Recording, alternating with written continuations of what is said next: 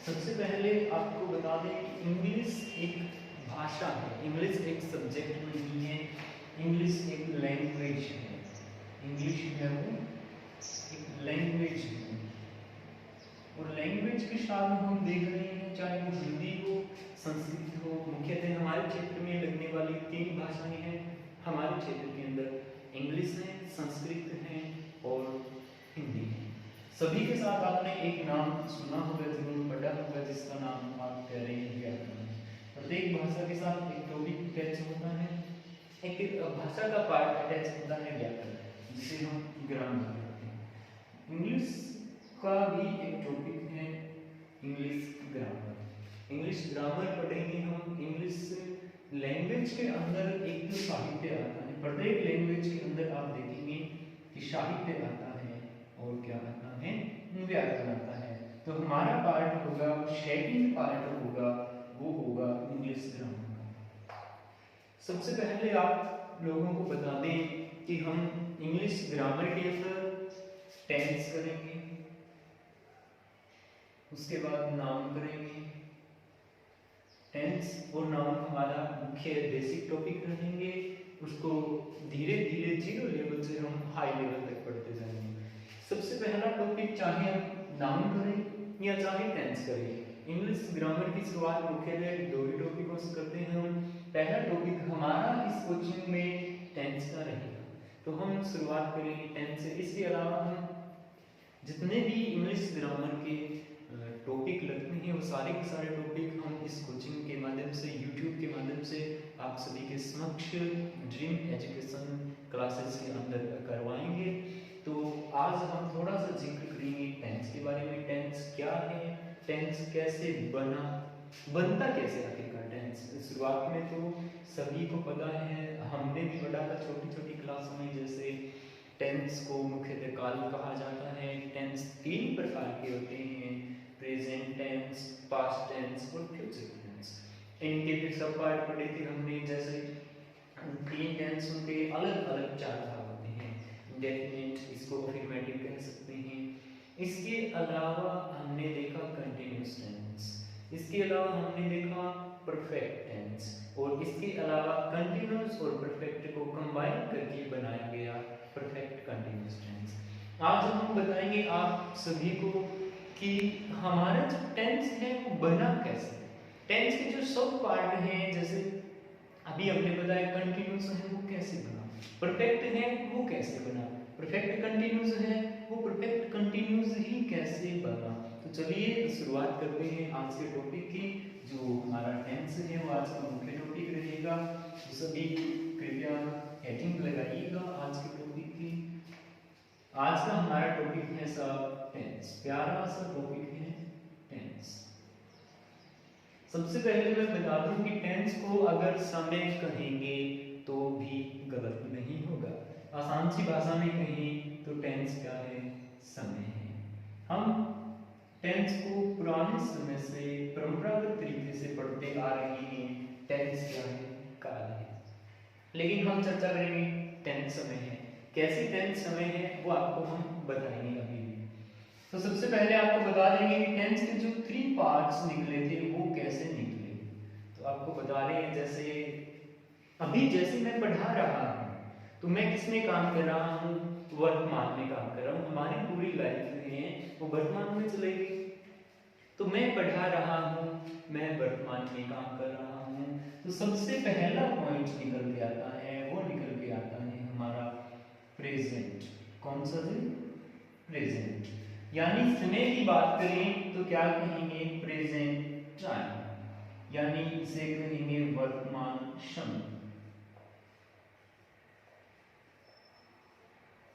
ठीक है सर। अभी देखिए तो प्रेजेंट टाइम है, प्रेजेंट टाइम में जैसे आप खाना खा रहे हैं, आप कुछ भी काम कर रहे हैं, अगर आप एनी एक्शन कर रहे हैं तो वो एक्शन उस समय के लिए किसमें होगा, प्रेजेंट में होगा। वो कार्य उस समय के लिए आप किसमें कर रहे होंगे, प्रेजेंट में कर रहे होंगे।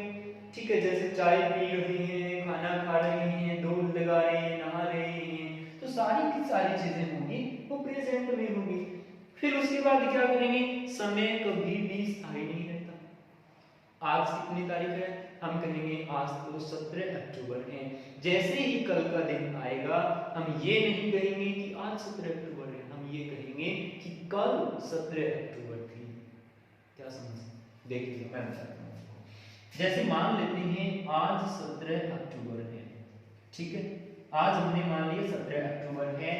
इस पॉइंट पर आज का दिन है, इस पॉइंट को मान लेता हूँ, इस पॉइंट को मैंने कहा प्रेजेंट टाइम, और मैंने कहा कि ये 17 तारीख आज है। आप सभी ने कहा, मैंने कहा, आप सभी ने कहा, सभी कह रहे हैं, जितनी तारीख होती है प्रत्येक दिन बताते हैं।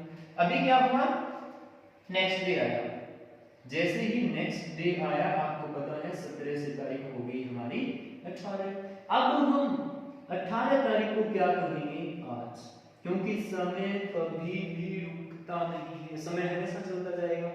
18 तारीख को आज कहेंगे, 19 तारीख को आज कहेंगे, 20 तारीख को आज कहेंगे, जैसे जैसे डेट चेंज होती जाएगी, दिन चेंज होते जाएंगे, उसके साथ साथ डेट चेंज होती जाएगी, हम प्रत्येक तारीख को आज कहेंगे। अभी देखिएगा, हमने 17 तारीख को आज कहा इस पॉइंट पर। अभी हम क्या कर रहे हैं, नेक्स्ट डे आया, 18 तारीख को आज कर रहे हैं, 18 तारीख को आज कह रहे हैं। क्या हुआ, ये 17 तारीख पीछे चली गई। समझ रहे हैं कुछ, इस 17 की जगह कौन आ गई, नहीं 18 की, क्योंकि प्रेजेंट हमेशा रहता है, समय हमेशा बीतता जाता है।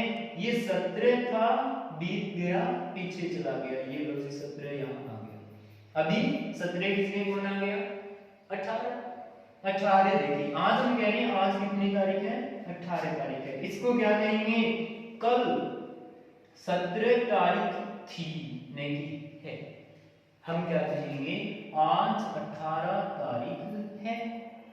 समझ में आया कुछ, देखिएगा, प्रेजेंट क्या हो गया, बीत गया, प्रेजेंट अब क्या हो गया, बीत गया।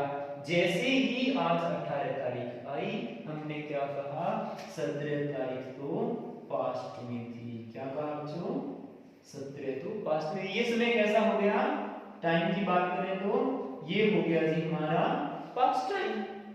अब देखिएगा हमारे पास दो चीज निकल के आई, 17 तारीख बीत गई, यानी 17 क्या थी, प्रेजेंट थी, क्या हो गई, बीत गई, क्या बन गई, पास्ट बन गई।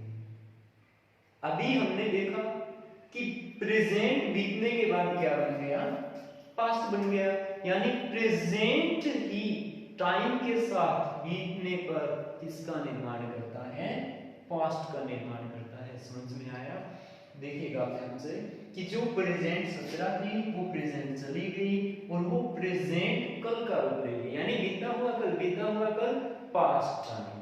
ठीक है, तो इसको हम कहेंगे कि बीता हुआ प्रेजेंट ही क्या होता है, हमारा पास्ट होता है।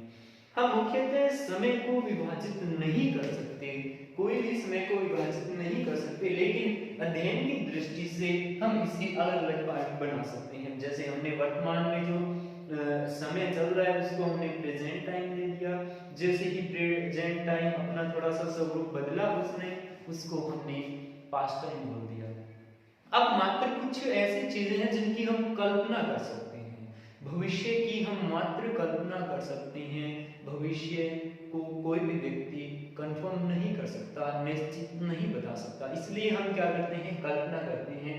बहुत सारी कल्पना की होगी, जैसे मैं कल बाजार जाऊंगा, मान लो आज सैटरडे है और कल संडे है, कल का अवकाश है, तो मैं कह रहा हूँ कि कल तो अवकाश है, कल मार्केट चलते हैं कुछ नया खरीदने के लिए। तो हमने कल्पना की, अभी तक संभावना नहीं है, सॉरी संभावना है, कंफर्म नहीं है अभी तक कि हम बाजार जाएंगे कि नहीं जाएंगे। अभी तक केवल क्या है, हमारी संभावना ही है जाने की। कहीं भी जाते हैं तो सबसे पहले क्या करते हैं, प्लान बनाते हैं, यानी हम कल्पना करते हैं कि ऐसा काम करेंगे। ठीक है, केवल काम करने की संभावना दर्शाई जाती है, उसको हम क्या करते हैं, उसका एक और अलग नाम दे दिया, जिसका नाम क्या है, फ्यूचर टाइम। उसको हमने कौन सा नाम दे दिया, फ्यूचर टाइम। समझ में आया। अब देखिएगा, प्रेजेंट हो गया, प्रेजेंट बीतने के बाद क्या हो गया, पास्ट हो गया, और जिसकी केवल इमेजिनेशन कर सकते हैं, जिसकी केवल इमेजिनेशन कर सकते हैं, वो क्या कल्पना कर सकते हैं वो क्या है, फ्यूचर टाइम है। तो अभी देखिएगा हमारे सामने तीन समय निकल कर आए, प्रेजेंट टाइम, पास्ट टाइम और क्या, फ्यूचर टाइम। प्रेजेंट जो हाल फिलहाल चल रहा है, पास्ट टाइम जो प्रेजेंट बीत जाएगा उसके बाद उसको भी क्या कहेंगे, पास्ट कहेंगे, और जिसकी मात्र हम कल्पना कर सकते हैं उसको फ्यूचर कहेंगे। इस आधार पर हम कहते हैं कि टेंस के तीन पार्ट हैं। नंबर एक लिखा मैंने प्रेजेंट टेंस, नंबर एक लिखा मैंने प्रेजेंट टेंस, या फिर हम ये कह सकते हैं प्रेजेंट टाइम, सॉरी मैं प्रेजेंट टेंस ही लिख देता हूँ, ठीक है। उसके अलावा दूसरे को हमने कहा पास्ट टेंस, दूसरे को हमने कहा पास्ट टेंस, और इसके अलावा तीसरे को हमने कहा फ्यूचर टेंस।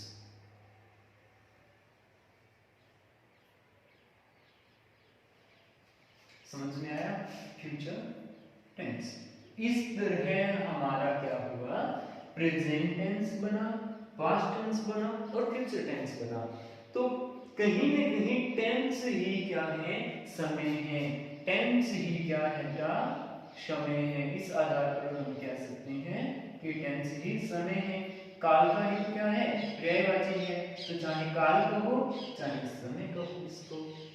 तो आज की हमारी ओरिएंटेशन क्लास थी वो बहुत ही छोटी सी हम बना रहे हैं, इसी के साथ हम नेक्स्ट क्लास में शुरू करेंगे इसके सब पार्ट, यानी कार्य के बारे में चर्चा करेंगे। कल हम कार्य के बारे में चर्चा करेंगे जो उसको क्या कहते हैं, एक्शन, एक्शन के बारे में चर्चा